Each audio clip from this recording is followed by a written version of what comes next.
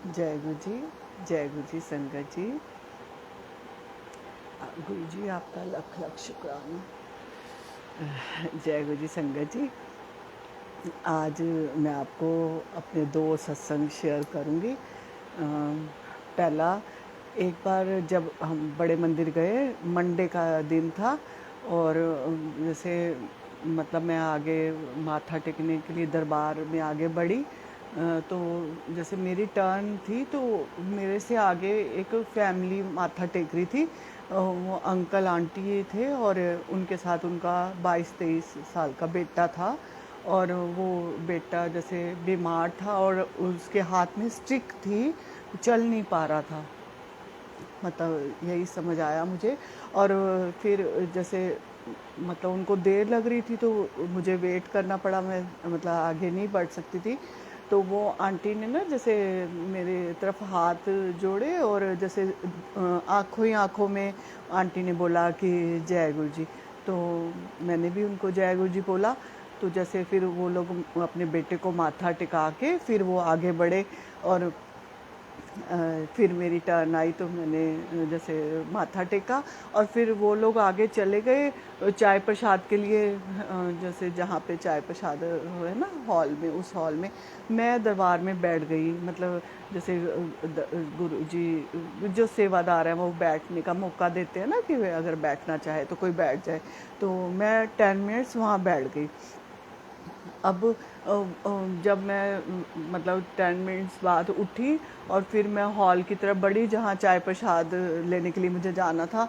तो वहाँ पे जहाँ पे वो फैमिली बैठी हुई थी ना, मुझे नहीं पता, मैं वहीं पे जाके बैठी और बाद में जैसे चाय प्रसाद और जैसे समोसा प्रसाद मैं खा रही थी तो मैंने देखा कि साथ वाली चेयर पे वही फैमिली थी जो माथा टेकते हुए मेरे साथ आगे थी ना, मेरे आगे। तो फिर अब जैसे मैंने चाय प्रसाद लिया, पर जैसे समोसा प्रसाद वो खा लिया, वो लोग भी अब खा रहे थे। तो ऐसे ही ना साथ में आंटी जो थी ना, मैंने ऐसे ही पूछ लिया कि आंटी बेटे को क्या हुआ है। तो उन्होंने कहा, वो जैसे उनकी आंखों में आंसू आ गए और वो बोलने लगी कि इसको ब्रेन की थोड़ी प्रॉब्लम हुई है, जैसे ब्रेन स्ट्रोक हुआ है और 2 महीने हो गए हैं, अब थोड़ा बेटर है। तो हम अब जैसे बड़े मंदिर जैसे डिस्चार्ज हुआ था तब भी लेके आए थे, आज भी डॉक्टर को दिखा के ही आ रहे हैं हम। और मतलब हमें पूरा विश्वास है गुरुजी ठीक करेंगे। मैंने कहा हाँ जी आंटी, गुरुजी तो बिल्कुल ज़रूर ठीक करेंगे आपके बेटे को। तो जैसे प्रसाद वरसाद खा लिया तो पता नहीं क्या हुआ, मेरे मन में क्या गुरुजी ने डाला। तो वो बेटा मेरे साथ ही इधर राइट हैंड वाली कुर्सी पे बैठा हुआ था, या एक कुर्सी और छोड़ के ऐसे बैठा हुआ था। तो मैं उठी ना, तो मैंने ना उस बेटे के सिर पे हाथ रख दिया और और उसको ब्लेसिंग दी। जैसे मन में पता नहीं क्या आया, तो मैंने उस बच्चे को ब्लेसिंग दी और फिर हाथ जोड़ के आगे चल पड़ी। और जब आगे बढ़ी तो मेरे को भी लगा कि ये मैंने क्या किया। होता है ना जैसे भी हमने ऐसे ऐसे तो बात की और वो बच्चे के सिर पे मैंने हाथ रख दिया, ना हम जानते ना कुछ, मुझे नहीं पता क्या हुआ और मैंने उस बेटे के सिर पे हाथ रख दिया। संगत जी, मैं घर आ गई और घर आके भी मेरा ध्यान उस तरफ से नहीं हट ही नहीं रहा था। आप विश्वास नहीं करेंगे, मेरे को बार बार यही लग रहा था कि मेरा हाथ उस बच्चे के सिर पे है। मुझे गुरुजी हर टाइम ये फील करवा रहे थे। 2 दिन तक मेरे को यही फील आता रहा कि मेरा हाथ तो वहीं रह गया, जैसे मेरा हाथ वापस लौट के ही नहीं आया। जैसे जैसे होता है ना, हम फील करते हैं कि कोई चीज़, जैसे हमारे को फीलिंग आती है ना, हम कोई काम कर रहे हैं या कुछ, लेकिन मुझे बार बार ये लगे कि ये मेरा राइट हैंड वहीं उस बच्चे के सिर पे ही रह गया, वापस ही नहीं आया। मैंने अपने हस्बैंड को बताया, क्योंकि जैसे उसी दिन ही बताया था, बात तो उनको उसी दिन ही बताई थी, घर में शेयर की थी। तो लेकिन 2 दिन तक जो मेरे को जो गुरुजी ने फील कराया, तो मैंने अपने हस्बैंड से बात की तो उन्होंने बोला कि शायद ना गुरुजी तेरे से उस बच्चे को ब्लेसिंग दिलवाना चाहते हैं, तो तू ना उसके लिए, बच्चे के लिए पाठ कर दे, 5-10 मिनट, जितनी देर तेरे से हो सके। तो मैंने कहा हाँ मैं कर देती हूँ, जैसे मंत्र जाप, मतलब मैं कुछ दिन तक मैंने किया, और साथ जैसे ही मंत्र जाप ख़त्म होता था, मैं गुरुजी को प्रेयर करती थी, गुरुजी उस बच्चे को ठीक कर दो। तो ये मुझे पता नहीं कि मैंने कैसे उसके सिर पे हाथ रख दिया, आपने ही रखवाया, मैं तो जानती नहीं। और मतलब आप कैसे वो उसको ब्लेस करना चाहते हो। वैसे तो वो आंटी खुद ही बोल रही थी कि मुझे गुरुजी पे पूरा विश्वास है, मेरा बेटा काफ़ी बेटर है, बस इसकी आवाज़ नहीं आ रही, बाकी ठीक है, थोड़ा चलने भी लगा है, लेकिन इसकी आवाज़ लौट के नहीं आ रही, बोल नहीं पाता ये। तो मैंने कहा हाँ आंटी ज़रूर ठीक हो जाएगा, या तो आप जल प्रसाद वगैरह ले जाओ। उन्होंने कहा, उसने आंटी ने बोला कि हाँ इसको जब ये बीमार रहा ना, 2 महीने एडमिट रहा, तो हम इसको जल प्रसाद देते रहे और काफ़ी बेटर है, तभी ये देखो अब चल पा रहा है। इतना चल भी नहीं पाता था ये, तो पूरा स्ट्रेचर पे था। तो अच्छा, फिर मैंने जैसे गुरुजी के कहना मान के, और मैंने कुछ 1 हफ्ते तक जैसे उस बच्चे के लिए प्रार्थना की और मंत्र जाप किया। और मतलब फिर वो जैसे, अब मुझे मालूम नहीं कि वो बच्चा किधर है या क्या, मैं उनको जानती नहीं, वो तो मेरे आगे ही थे। तो ऐसे गुरुजी हमें मतलब किसी को भी किसी से ब्लेसिंग दिलवा सकते हैं। तो ये नहीं है कि हम उस लायक हैं कि नहीं है, ये गुरुजी डिसाइड करते हैं कि हम उस लायक हैं कि नहीं है। और कैसे, जब मैं जानती नहीं और अनजान बंदे के सिर पे मैं हाथ रख रही हूँ, वो भी गुरुजी ने रखवाया हाथ। और हाथ रखवाया तो जैसे मेरे को फील हो रहा कि मेरा हाथ ही नहीं वापस आया वहाँ से।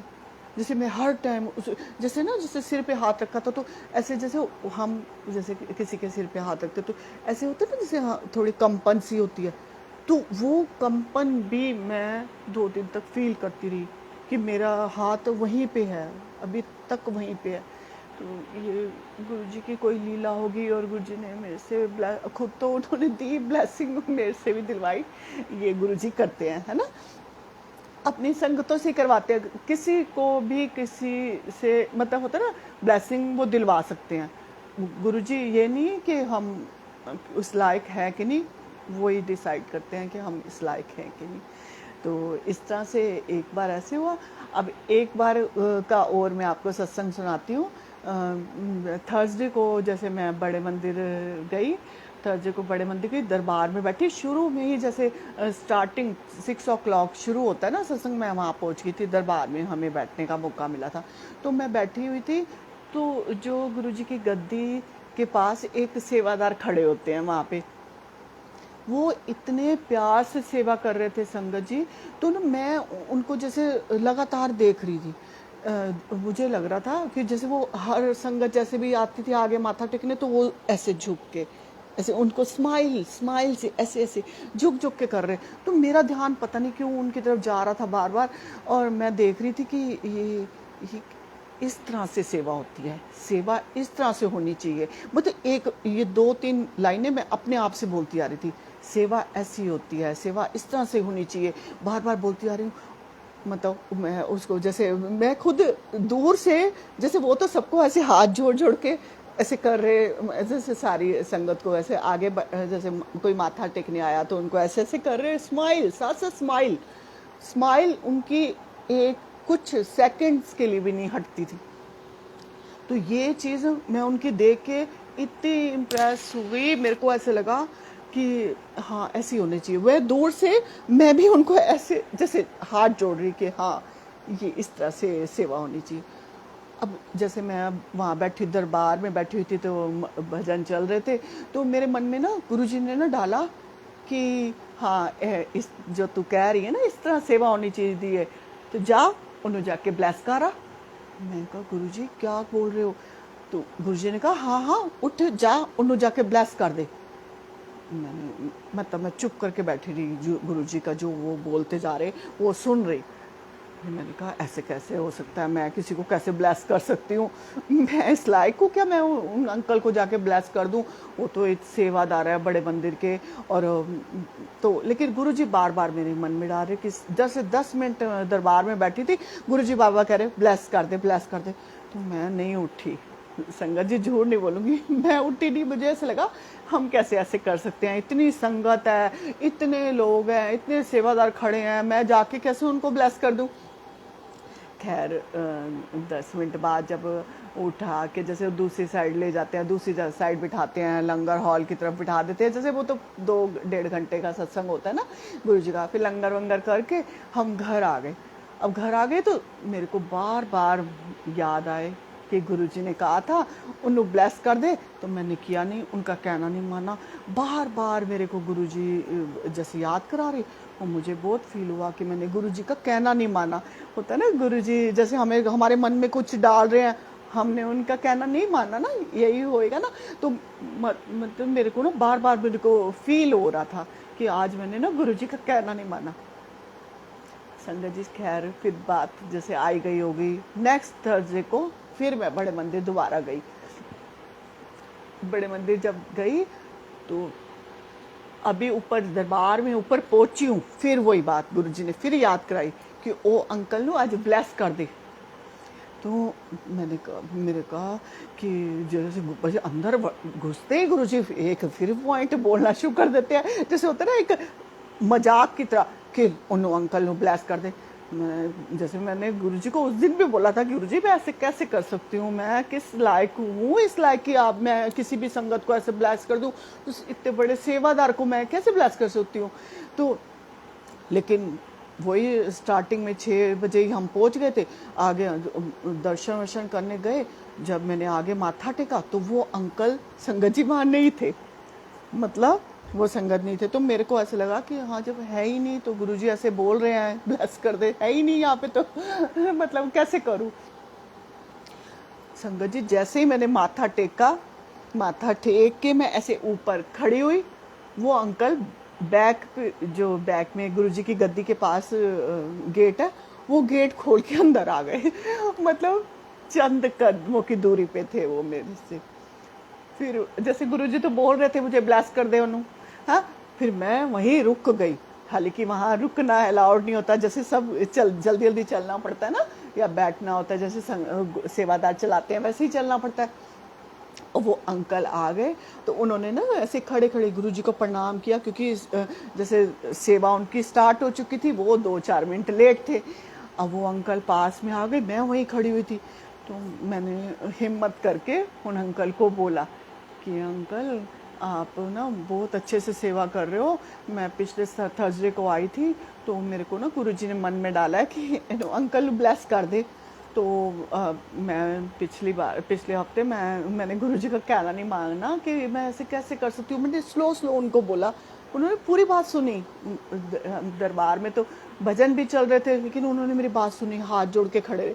उन्होंने कहा कि आंटी अगर आपको गुरुजी कह रहे हैं ब्लेस करने को तो ऐसे सिर झुका दिया, आंटी करो ना ब्लेस ऐसे। वो मैंने उनका ऐसे जैसे सिर उन्होंने झुकाया, मैंने अपना हाथ उनके सिर पे रख दिया। मैंने कहा गुरुजी आपको बहुत बहुत ब्लेस करे, आप इतने अच्छे से सेवा कर रहे हो। मैं आपकी सेवा देख के मतलब इतनी खुश हो रही थी पिछले हफ्ते। और बस मेरे को जब गुरुजी ने मेरे भाव देखे कि इतने भावना उन्होंने देख रही है, इतना मतलब इसके मन में आदर आ रहा है उसके लिए, तो गुरुजी ने जैसे मेरे मन में डाल दिया कि आपको ब्लेस करो। तो वो अंकल ने फटाफट सिर झुका दिया, रखो आंटी मेरे सिर पे हाथ।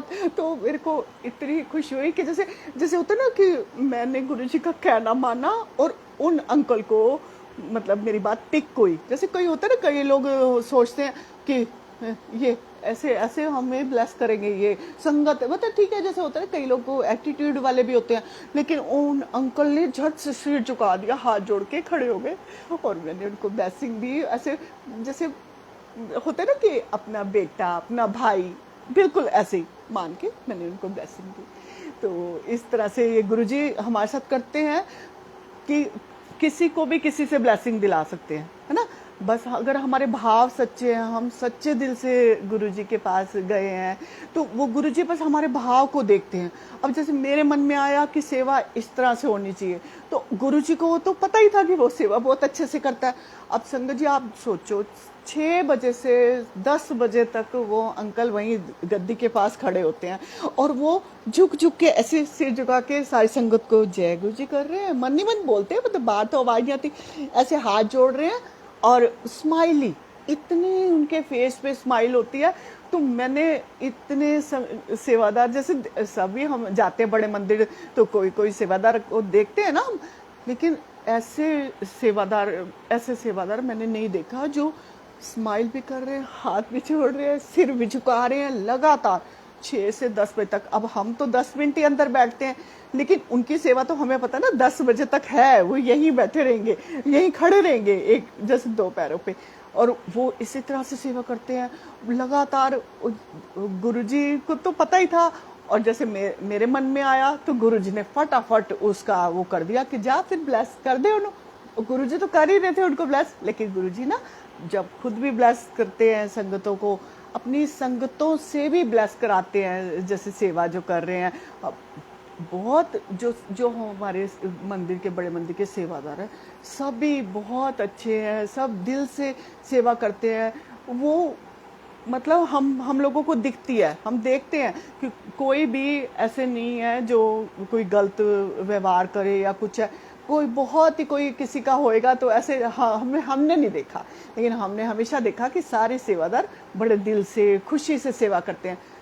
जब वो खुशी से दिल से सेवा करते हैं तभी तो उनको गुरुजी ने सेवा में लगाया हुआ है ना। ऐसे तो गुरुजी सेवा नहीं लेते ना कि सबसे, तो उन गुरुजी उनको ब्लेसिंग भी देते हैं और उनके कर्म भी कटाते हैं, है ना संगत जी। हमारे कर्म जो हम पिछले जन्मों के लेके आए हैं तो हमें वो तो कटाने हैं, है ना। तो जो हमसे गुरुजी मतलब कर्म कटाते हैं, तो जो जिन जिन संगतों को सेवा मिली हुई है वो दिल से भाव से करें, उसमें बिल्कुल वो नहीं करें कि हाँ भी जैसे एटीट्यूड नहीं होना चाहिए कि हाँ हम सेवा कर रहे हैं तो जैसे अहम आ जाता है ना किसी में भी से अहम नहीं आना चाहिए। खुशी से दिल से भाव से करो तो गुरुजी जल्दी जल्दी कर्म कटा देते हैं और हमें ब्लेसिंग भी देते हैं, और मतलब आगे आगे बढ़ाते हैं, है ना। आगे आगे बढ़ाने का मतलब वैसे तो ऐसे नहीं कि कोई सेवा नहीं कर रहा तो उसको आगे नहीं बढ़ा रहे उसको, और उसको जैसे हमारे को कोई कष्ट तो परेशानी आ जाती है तो हमें ना ऐसे घबराना नहीं चाहिए। हम यही मानना चाहिए गुरुजी हमारे कर्म कटा रहे हैं, ये परेशानी को हम शांति से प्यार से पार कर ले। हाँ कई बार होता है बहुत ज़्यादा कष्ट आता है तो संगत को परेशानी होती है, वो उस टाइम कोई कुछ कर नहीं सकता, सिर्फ उसका तरीका यही है मंत्र जाप करो, भजन सुनो, अपने आप को बिजी रखो तो कर्म आराम से कट जाएंगे।